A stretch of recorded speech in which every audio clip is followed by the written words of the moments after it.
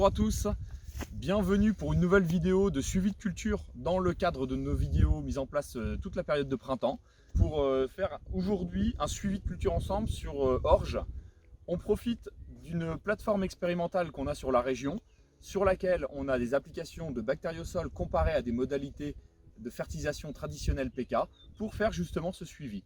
L'idée aujourd'hui est de voir un petit peu l'impact de la fertilisation bactériosol sur une culture de céréales en cycle de culture.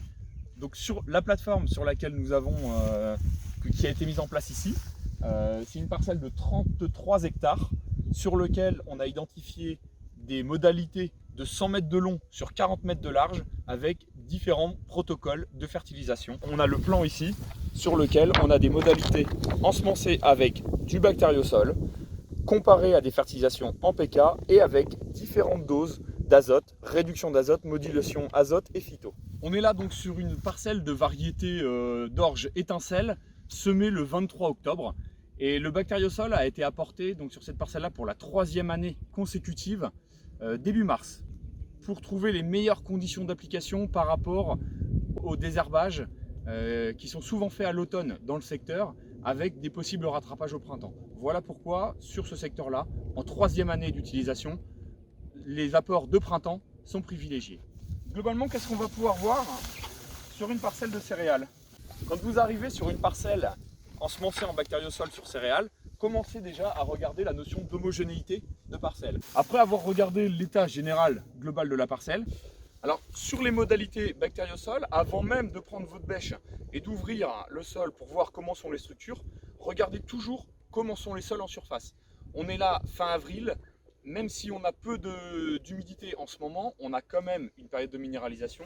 Et si vous regardez sur les sols, sur la modalité bactériosol, on a très peu de nitrification d'algues vertes sur les sols. On verra tout à l'heure sur la partie fertilisée avec des engrais minéraux, on a beaucoup plus ce phénomène-là. Regardez l'état de végétation. Sur une alimentation au bactériosol, on va être capable d'emmener un maximum de tall principal à épi. Le but pour avoir un rendement optimal est d'augmenter le nombre de talles importantes et à l'inverse de limiter tout ce qui est tall herbacée, petite tall herbacée comme on peut trouver ici. Celles-là sont consommatrices d'éléments, consommatrices d'azote, mais seront très peu productives, donc impacteront négativement le rendement. A l'inverse, des grosses talles, elles auront un impact bénéfique pour le rendement. Comment s'explique ce phénomène? En bactériosol, on va avoir tendance à amener une alimentation très régulière à la plante et monter justement le bon nombre de talles à épi. Dans le cas d'une alimentation minérale, où on peut avoir des pics de minéralisation, une surminéralisation à un moment, on va emmener un nombre très important de talles à un certain stade, qui pourront à l'inverse être pénalisantes à la fin. On sait par expérience que des blés très fournis ne sont pas forcément toujours les meilleurs en termes de rendement. Et à l'inverse, des blés un petit peu plus clairs, où on a des épis plus importants, auront un meilleur rendement. Vient ensuite le moment de regarder l'état du sol et les structures de sol.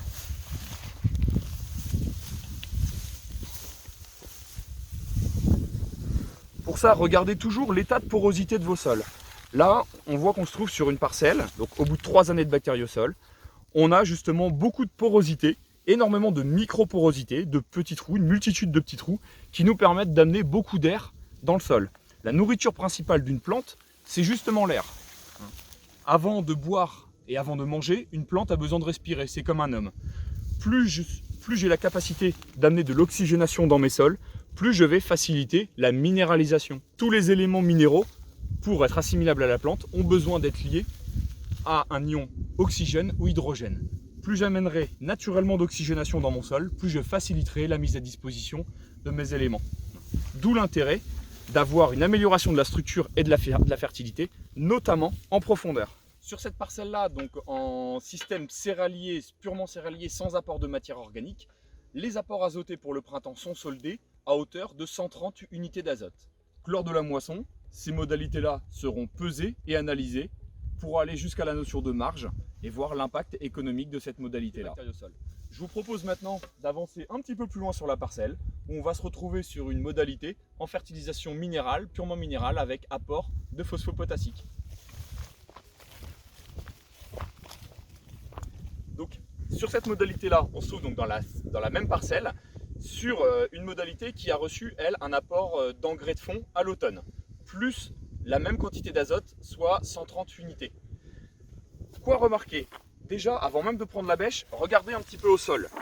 On voit sur le sol une présence d'algues vertes et qu'on retrouve également quand on regarde au pied de la culture. Ces algues vertes, d'où viennent-elles? Clairement, c'est la nitrification de l'azote, c'est-à-dire qu'à un moment, l'engrais, la quantité de nourriture totale amenée, la plante n'a pas pu assimiler la totalité de cette nourriture-là. Donc on a eu un excès à un certain stade de la culture. De l'autre côté, on a réorganisé cet excès d'azote avec le bactériosol pour le stocker dans le garde-manger. Ici, on a créé de la nitrification, c'est-à-dire des algues vertes. On n'a pas besoin d'être en Bretagne et d'avoir du lisier de porc pour avoir des algues vertes dans les sols, même avec du minéral, on peut en avoir. Ça veut simplement dire que cet azote en excès, elle n'est pas valorisée, on est sur une forme de perte. Si je reviens sur ma plante, sur ma culture, par rapport à ce qu'on voyait tout à l'heure, on va avoir globalement sur ces modalités-là un nombre de tales herbacées plus important. Ces petites tales dont on parlait tout à l'heure, qui ont un impact négatif sur le rendement, puisqu'elles vont consommer des éléments et elles ne feront pas d'épi à la fin. On a également quelques belles tales, mais globalement un nombre plus important de brins de plus petite taille, qui auront un impact négatif sur le rendement.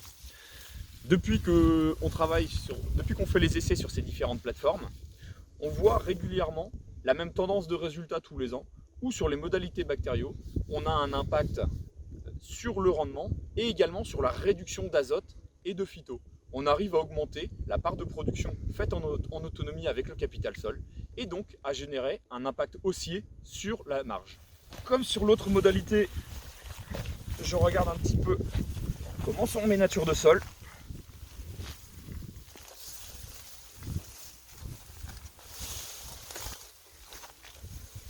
J'ai sur cette modalité-là, globalement des matières organiques qui ne se trouvent pas évoluées ou très peu évoluées, alors que de l'autre côté, je ne voyais plus de matière organique dans mes sols, donc signe d'une moins bonne activité biologique de sol, et globalement une structure plus compactée, fermée vraiment en forme de lame, où j'ai moins de porosité dans mon sol, un sol globalement plus fermé. Les avantages donnés tout à l'heure sont donc moins présents sur ces modalités-là. Une moins bonne oxygénation du sol, donc minéralisation plus limitée.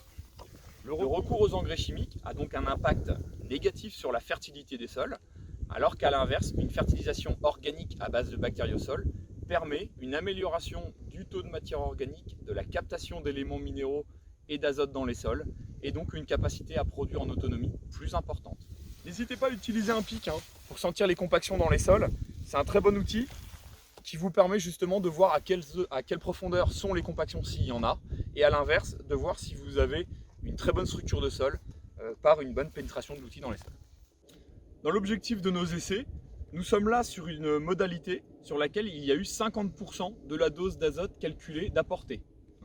Donc soit 65 unités d'azote sur cette modalité d'orge.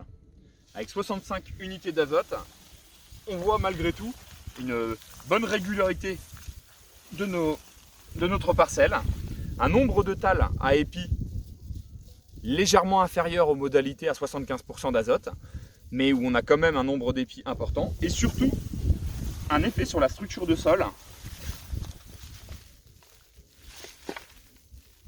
où on a justement une structure très grumeleuse, beaucoup moins fermée que ce qu'on avait tout à l'heure, et sur lesquelles on retrouve très peu de matière organique non évoluée.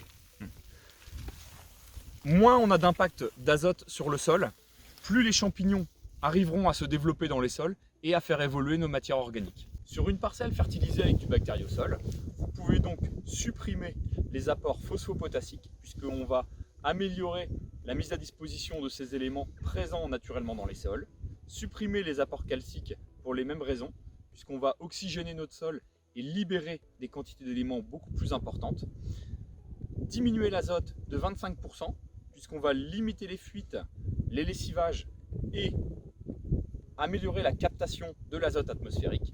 Tout ça pour produire des quintaux en quantité et surtout en autonomie.